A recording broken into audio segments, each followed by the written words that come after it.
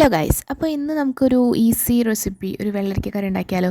അപ്പോൾ ഫ്രിഡ്ജ് തുറന്ന് നോക്കിയപ്പോൾ ഒരു മുറി തേങ്ങ ഇരിക്കുന്നുണ്ടായിരുന്നു, പിന്നെ ഒരു പകുതി കഷ്ണം വെള്ളരിക്ക ഉണ്ടായിരുന്നു. അപ്പോൾ ഞാൻ വിചാരിച്ചു ഇത് തന്നെ ആവാം ഇന്നത്തെ ഡിഷ് എന്ന് പറയുന്നത്. അപ്പോൾ ഇതൊരു ഈസി റെസിപ്പിയാണ്, അപ്പോൾ അത് നിങ്ങളായിട്ട് ഷെയർ ചെയ്യാമെന്ന് വിചാരിച്ചു. ഇത് നമുക്ക് ഓർഗാനിക്കായിട്ട് ഉണ്ടാക്കി കിട്ടിയ വെള്ളരിക്കയാണ് കേട്ടോ. നമ്മുടെ വീടിൻ്റെ അടുത്ത് തന്നെ നമ്മുടെ റിലേറ്റീവ് ഉണ്ട്, അവരുടെ വീട്ടിലുണ്ടാക്കിയ അവരുടെ സ്വന്തം പറമ്പിൽ ഉണ്ടാക്കിയിട്ടുണ്ടായിരുന്ന വെള്ളരിക്കയും കുമ്പളങ്ങയൊക്കെ അങ്ങനെ ചെറിയ വെജിറ്റബിൾസൊക്കെ നമുക്ക് തരാറുണ്ട്. അപ്പോൾ അതിൻ്റെ ഒരു പീസ് നമ്മൾ ആദ്യം തന്നെ കറി വെച്ചിട്ടുണ്ടായിരുന്നു. ഇപ്പോൾ രണ്ടാമത്തെ പീസാണ് ഞാൻ എടുക്കുന്നത്. അപ്പോൾ നിങ്ങൾക്ക് വേണ്ട വലുപ്പത്തിൽ വേണ്ട ആവശ്യാനുസരണം വെള്ളരിക്ക എടുക്കുക.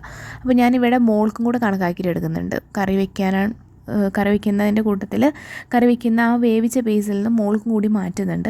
അപ്പോൾ അതുകൊണ്ട് തന്നെ അതിനനുസരിച്ചിട്ടുള്ളൊരു വലിയൊരു പീസാണ് ഞാൻ എടുക്കുന്നത്. അപ്പോൾ നിങ്ങൾക്ക് ഇഷ്ടമുള്ള രീതിയിൽ എങ്ങനെയാണ് കട്ട് ചെയ്യുകയെന്ന് വെച്ചിട്ടുണ്ടെങ്കിൽ കട്ട് ചെയ്യുക. ചിലർ മോരുകറിക്ക് വേണ്ടി ഒരു കുമ്പളങ്ങ കട്ട് ചെയ്യുന്ന വലിപ്പമില്ല, ആ ഒരു വലുപ്പത്തിൽ വെള്ളരിക്ക കട്ട് ചെയ്തെടുക്കുന്നവരുണ്ട്. അപ്പോൾ ഞാൻ ഈ ഒരു സൈസിലാട്ടോ കട്ട് ചെയ്തിട്ടുള്ളത്. വലിയ വലുപ്പമില്ല, എന്നാൽ വല്ലാതെ ചെറുതുമല്ല, ഒരു ചെറിയൊരു ക്യൂബ് ലൈക്ക് സ്ട്രക്ചറിലാണ് ഞാൻ കട്ട് ചെയ്തിട്ടുള്ളത്. അപ്പോൾ നിങ്ങളുടെ ഇഷ്ടം പോലെ കട്ട് ചെയ്യുക. അപ്പോൾ വെള്ളരിക്ക വേണ്ടത് ആവശ്യത്തിനനുസരണം എടുക്കുക. പിന്നെ ഞാൻ എടുത്തിട്ടുള്ളത് ഒരു സവാളയാണ്, ഒരു ചെറിയൊരു വലുപ്പത്തിലുള്ള സവാള, ഒരു മീഡിയം സൈസ് എന്ന് പറയാം, ആ ഒരു വലുപ്പത്തിലുള്ള സവാള. അപ്പോൾ ഇതിൻ്റെ കൂടെ തന്നെ അപ്പുറത്തെ സ്റ്റവിൽ ഞാൻ പാല് തിളപ്പിക്കാൻ വെച്ചിട്ടുണ്ടായിരുന്നു കേട്ടോ. ഈ ഒരു ഗ്യാപ്പിൽ ഞാൻ വെള്ളരിക്ക അരിയുന്ന ഗ്യാപ്പിൽ പാല് തിളച്ചിട്ടുണ്ടായിരുന്നു. അപ്പോൾ ഞാനത് ഓഫ് ചെയ്ത് വെച്ചു. അതിനുശേഷം നമ്മൾ വീണ്ടും നമ്മുടെ കറിപ്പണിയിലേക്ക് പോകുമായിരുന്നു. അപ്പോൾ നമ്മൾ എടുത്തിട്ടുള്ള സവാള ഞാൻ സ്ലൈസ് ആയിട്ടാണ് കേട്ടോ അരിഞ്ഞിട്ടുള്ളത്. നീളത്തിലുള്ള സ്ലൈസ് ആയിട്ടാണ് അരിഞ്ഞിട്ടുണ്ടായിരുന്നത്. നിങ്ങൾക്ക് ഇഷ്ടമുള്ള രീതിക്ക് അതും അരിയാം, നിങ്ങളുടെ ചോയ്സാണ്.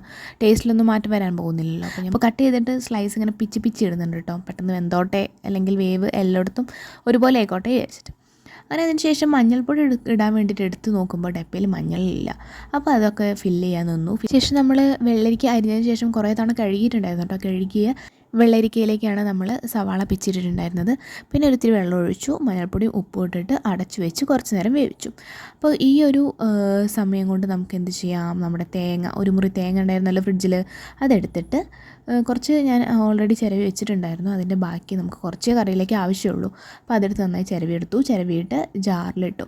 ജാറിൽ ഇതിൻ്റെ കൂടെ, ഈ തേങ്ങയുടെ കൂടെ കുറച്ച് മുളക് പൊടി, പിന്നെ അതേപോലെ തന്നെ നമ്മുടെ നല്ല ജീരകമില്ലേ, അല്ലെങ്കിൽ നമ്മൾ പറയുന്ന ചെറിയ ജീരകം എന്ന് പറയുന്ന അതും ആവശ്യത്തിന് മാത്രം.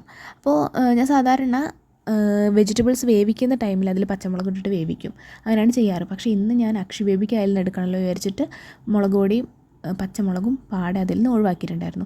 2-3 പീസ് വെന്ത് കഴിഞ്ഞതിന് ശേഷം കുറച്ച് ആദ്യം എടുത്ത് ഒരു പാത്രത്തിലേക്ക് മാറ്റി വെച്ചു. മോൾക്ക് കൊടുത്തു നോക്കിയപ്പോൾ ഇഷ്ടമായി. അപ്പോൾ വീണ്ടും ഞാൻ അതിൽ നിന്ന് കുറച്ചും കൂടി എടുത്തു കേട്ടോ, എന്നിട്ട് മോൾക്ക് കൊടുത്തു.